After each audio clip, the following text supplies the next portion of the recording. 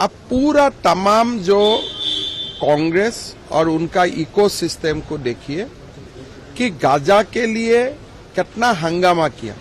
हालांकि गाजा में जो हुआ था वो टेररिस्ट एक्टिविटी था और जो भी हो रहा है ये एंटी टेररिस्ट कारोबार हो रहा है।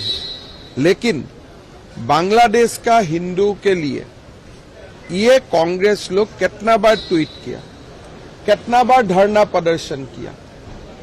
आज जो कांग्रेस है उन्होंने प्रूफ कर दिया कि दुनिया में कहीं भी मुसलमानों का तकलीफ होगा तो हम हैं, लेकिन हिंदू का तकलीफ है हम नहीं है।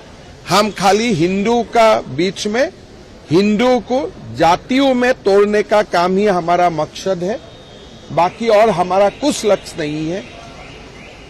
हिंदू अगर मर भी जाए, गाजा के लिए मैं 25 बार ट्वीट करूंगा, लेकिन बांग्लादेश का हिंदू के लिए एक बार भी मैं रोने का काम नहीं करूंगा।